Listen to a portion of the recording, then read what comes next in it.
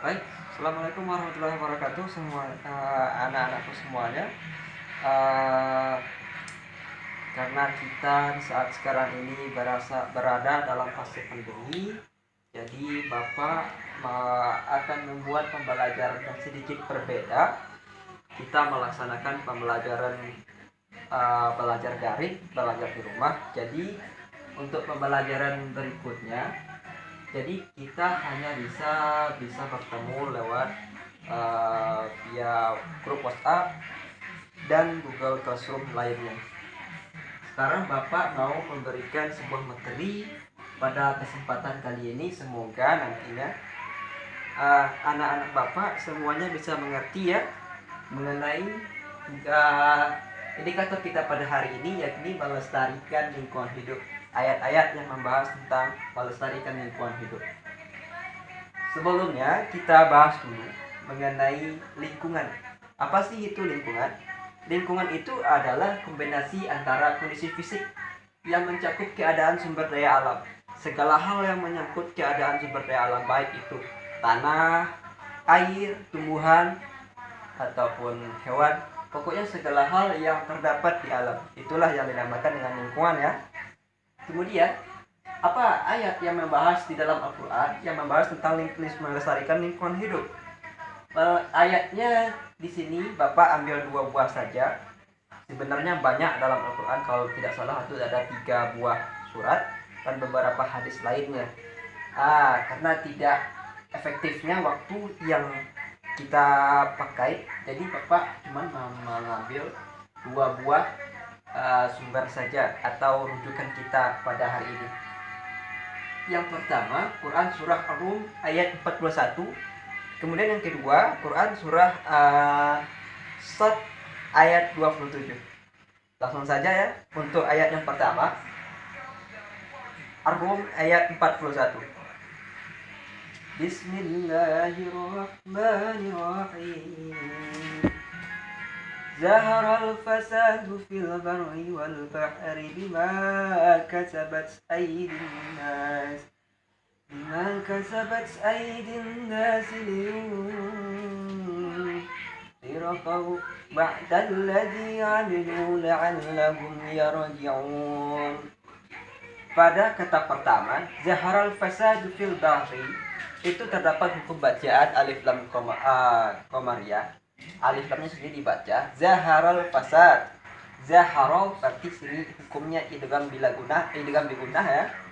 Kemudian wal bahri juga terdapat hukum bacaan idgham alif lam qamariyah. Zaharal fasad fil bahri, telah zaharal fasad fil bahri wal bahri, telah tampak kerusakan di darat dan juga di lautan.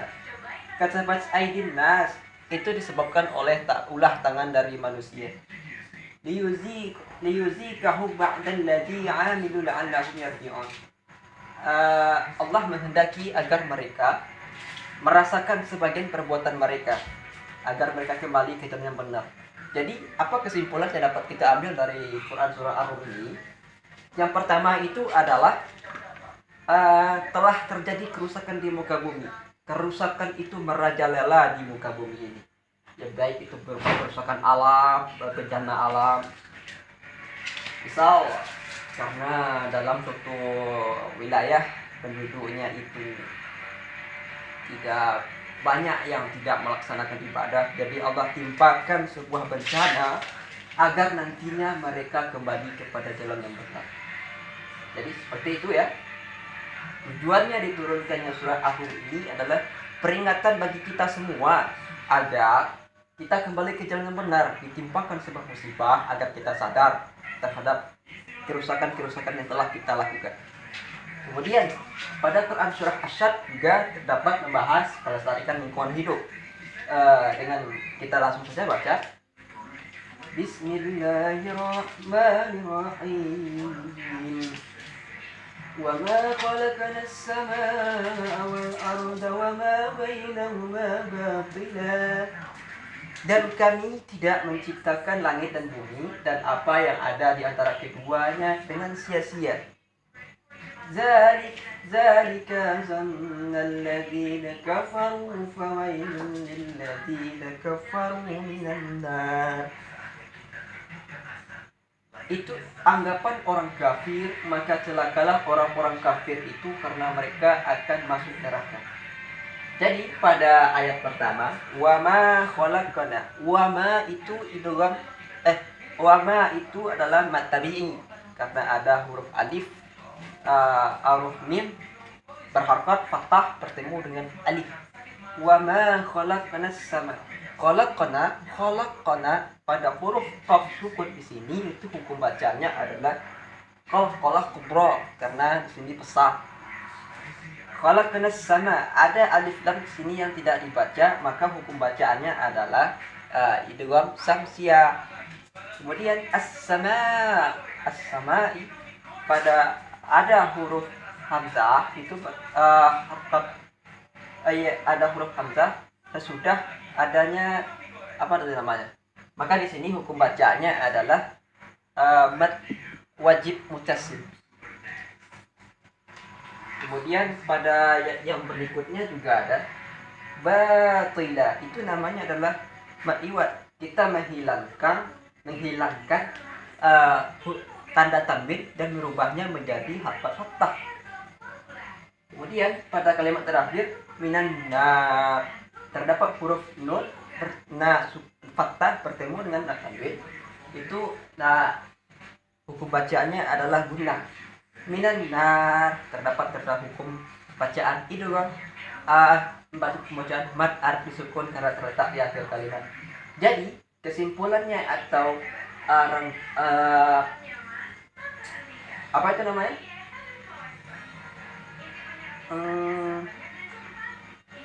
Ayat ini membahas kita untuk mengajak kita bahwa menegaskan bahwa Allah itu tidak menciptakan langit dan bumi itu dengan sia-sia. Ada tujuan di dalamnya. Kemudian adanya anggapan orang kafir, maka celakalah orang-orang kafir itu karena mereka akan masuk neraka. Mereka beranggapan bahwa bumi itu sering sekali dirusak oleh tangan-tangan yang jahil. Jadi diturunkanlah Quran Ahad ini ditegaskan untuk orang-orang kafir untuk tidak beranggapan buruk terhadap semua yang diciptakan oleh Allah Subhanahu wa taala. Jadi itu ya pertemuan kita pada hari ini. Silahkan disimak nanti video-videonya Bapak akan upload di YouTube. Bagi yang tidak paham atau kurang paham, silahkan nanti bahas di dalam grup, bertanya apa-apa yang belum dipahami, nanti insyaallah Bapak bisa jelaskan kembali. Jadi sampai di sini dulu pertemuan kita pada hari ini. Wabillahi taufiq wal hidayah. Wassalamualaikum warahmatullahi wabarakatuh.